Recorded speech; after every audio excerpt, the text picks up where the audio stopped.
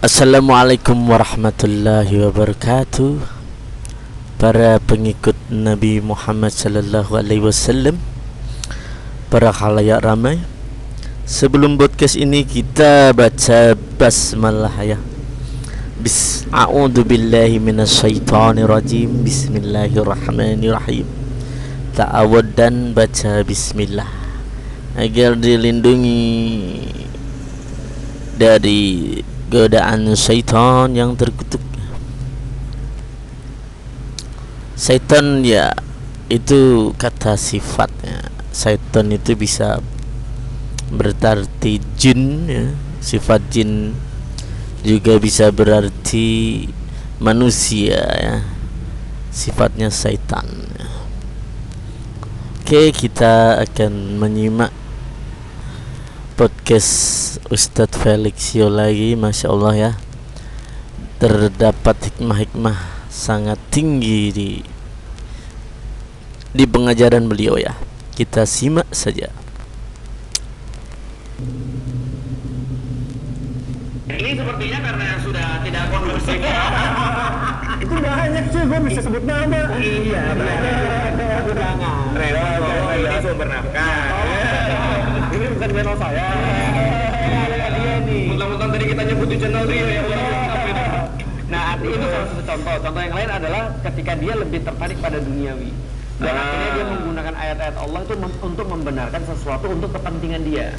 Jadi memberikan label halal. Misalnya contoh ya, mohon maaf nih, harusnya boleh dia jadikan nggak boleh, harusnya nggak boleh dia jadikan boleh. Itu problematis. Selama ada. Contoh yang gua tahu kemarin ya, soal di Zelensky. Ya, Zelensky kan lagi perang. Nah, di Ukraina nggak ada laut lagi ya? Apa? Nggak ada laut lagi Ukraina ya?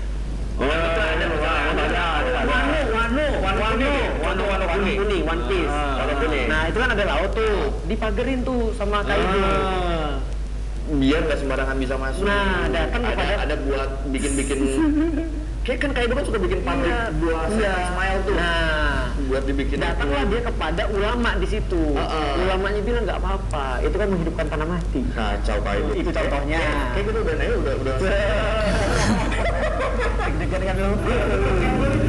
Dia semuanya deg-degan gitu. Iya, makanya. Nah, itu jadi artinya lu bilang bener sih. Akhirnya aku tetap aku pernah bilang gini sama semua jamaah. Aku bilang gini, kalau ngaji sama aku membuat kalian lebih dalam tanda kutip ya pemarah, jadi nggak tenang, ngelihat orang lain salah terus cuma kalian yang benar, mendingan kalian gak usah ngaji deh. Serius banget aku toksik. Atau ganti guru. Ganti guru. Itu lebih baik.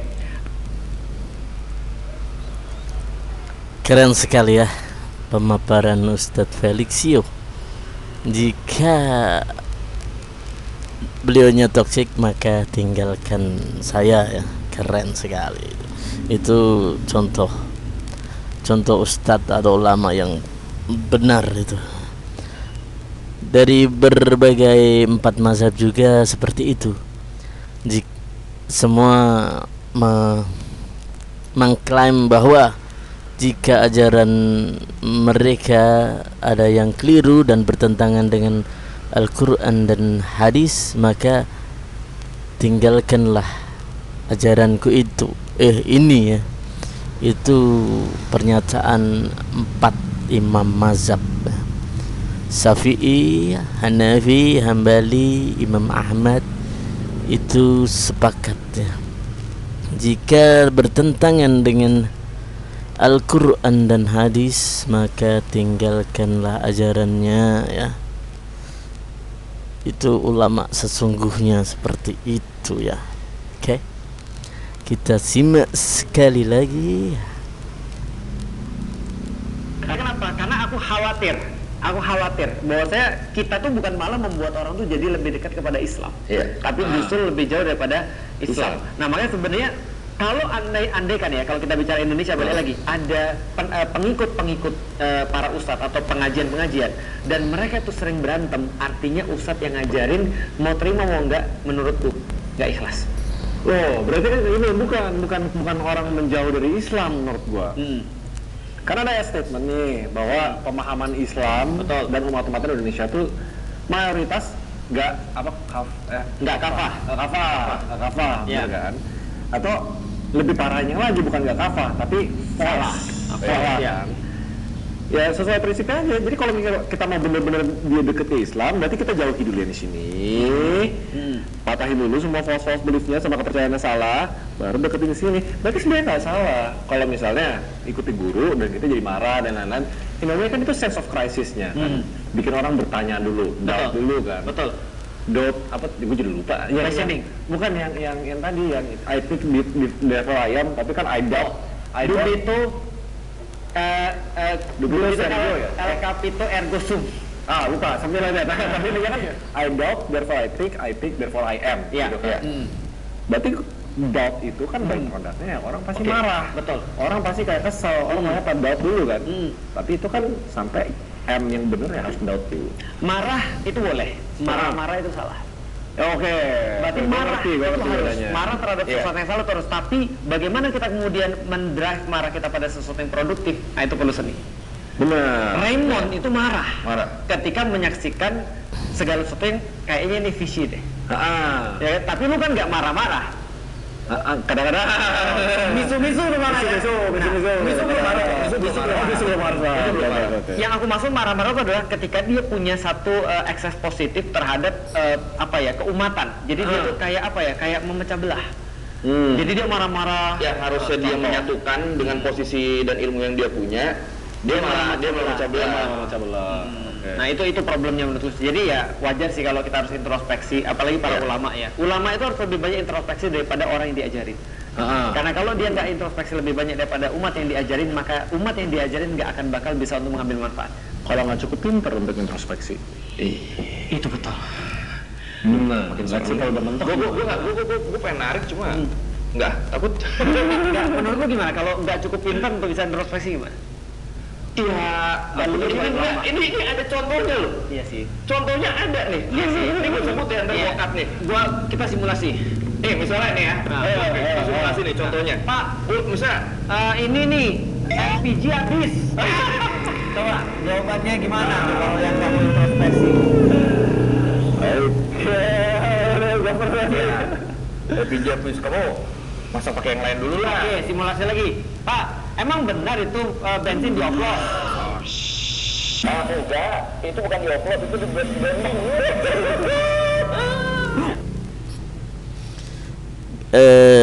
Belakangan ini memang pemerintah itu sangat lucu ya.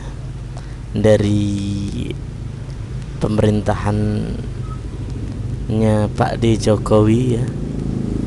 Saya bisa menyebutkan Pak D. Jokowi karena Bapak Jokowi sudah tidak memerintah, jadi aman ya. Sampai Pak Prabowo ini kok yang korupsi triliunan, mengerikan.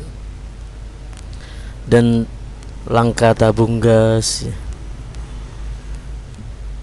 Dan apalagi tadi bensin Pertalite dan Pertamax, ternyata Pertamax adalah Pertalite yang diwarnai, malah beralasan dengan itu bukan dipalsukan tapi di blending.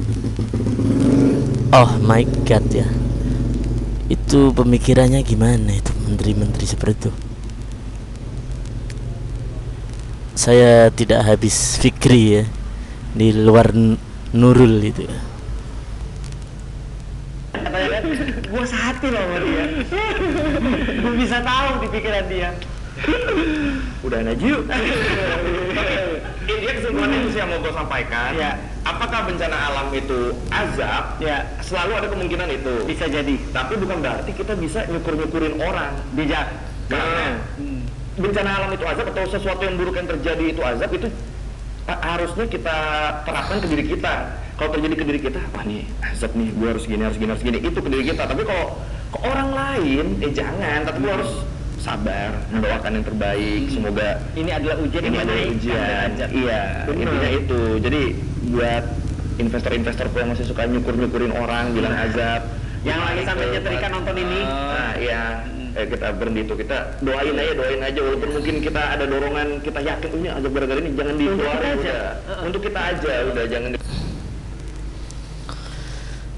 Ya, kita sampai di sini saja ya. Kita sudah menyimak Pak Ustadz Felixio pemaparannya dengan Raymond Chin dan satu lagi sahabatnya ya.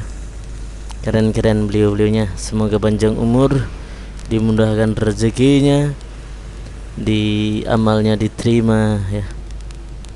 Dan sehingga pemaparan-pemaparannya yang mencerdaskan umat ini akan semakin banyak disimak oleh umat Islam ya. Saya hanya ingin reminder ya. Di sini di agama Islam itu ada yang namanya ulama su. Ulama yang jika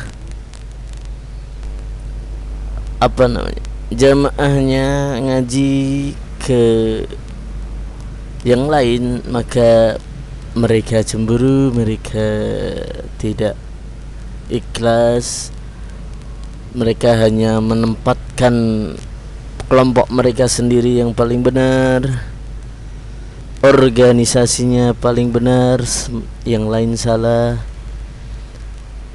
semua kecuali dia. Itu adalah tidak bagus ya. Terima kasih. Assalamualaikum warahmatullahi wabarakatuh. Sampai di sini saja podcast Somad. Terima kasih. Assalamualaikum warahmatullahi wabarakatuh.